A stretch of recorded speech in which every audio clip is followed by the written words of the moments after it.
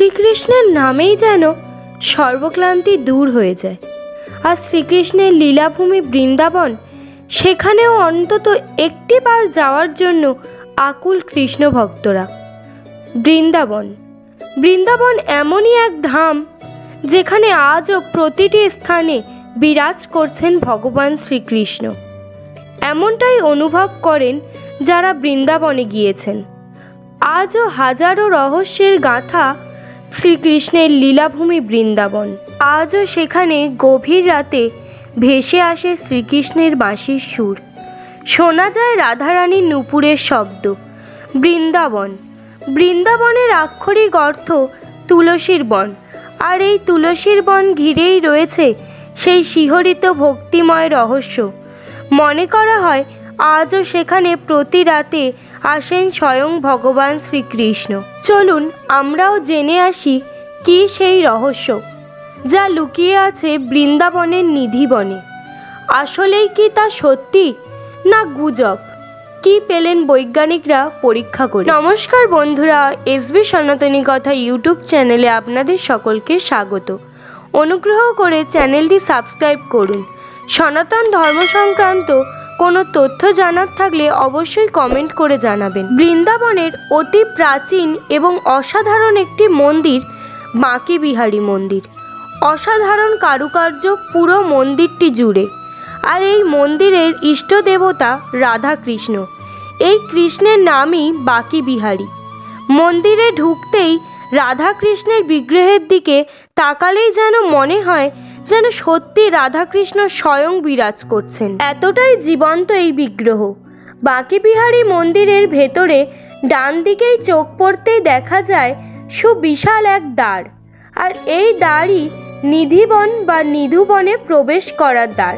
নিধিবনে সব গাছই তুলসী গাছ, কিন্তু সবচেয়ে আশ্চর্য এই যে নিধিবনে যে তুলসী গাছগুলো রয়েছে এই গাছের মতো আর একটাও গাছ বৃন্দাবন বা মথুরার কোথাও দেখতে পাবেন না।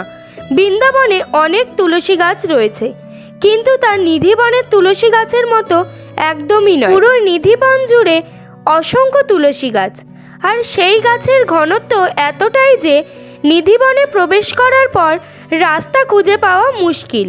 এই তুলসী গাছগুলো সব কাণ্ডই ফাঁকা। এদের সমস্ত শাখা প্রশাখা নিম্নমুখী। ভক্তরা বিশ্বাস করেন যে ভগবান শ্রীকৃষ্ণকে শ্রদ্ধা জানানোর জন্যই এই গাছগুলি মাথা নিচু করে আছে। এই বনের তুলসী গাছগুলো একেবারেই আলাদা। এই বনের চারপাশের এলাকা অত্যন্ত রুক্ষ, কিন্তু তা সত্ত্বেও এই গাছগুলি সবুজে ভরা। এখানে প্রতিটা গাছ জোড়ায় জোড়ায়, আর প্রতিটা গাছের নিচে বিশাল বিশাল গর্ত।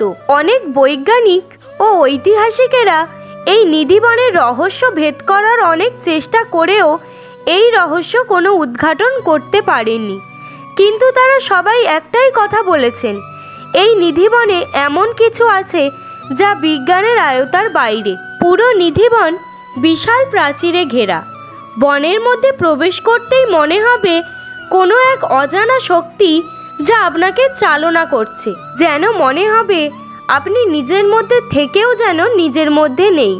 স্থানীয় বাসিন্দারা এবং মন্দিরের সেবকদের বিশ্বাস এই মন্দিরে তুলসী গাছগুলো আসলে কৃষ্ণের সাথে থাকা গোপিনীরা। এখানকার বাসিন্দারা বলেছেন গভীর রাতে নিধুবন থেকে ভেসে আসা বাঁশির সুর ও নূপুরের শব্দ অনেকেই শুনেছেন।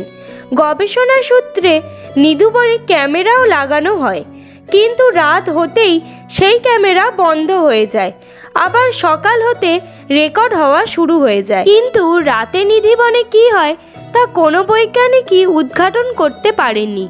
তাদের সকলেরই একই মত, এখানে অবশ্যই কোনো দৈব প্রভাব রয়েছে। তারা আরও বলেছে যে শক্তি বা রহস্য রয়েছে নিধিবনে তা বিজ্ঞানের আয়ত্তার বাইরে। আসলে ঈশ্বরের লীলা বোঝার সাধ্য কার আছে? তবে শ্রীকৃষ্ণ যে আজও সত্যি লীলা করেন তা বৃন্দাবনে না গেলে বোঝা সম্ভব নয়।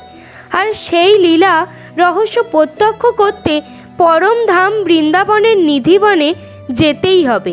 তো বন্ধুরা, ভিডিওটি ভালো লাগলে লাইক করুন, আর ভগবান শ্রীকৃষ্ণের মহিমা ছড়িয়ে দিতে ভিডিওটি সবার সাথে শেয়ার করুন।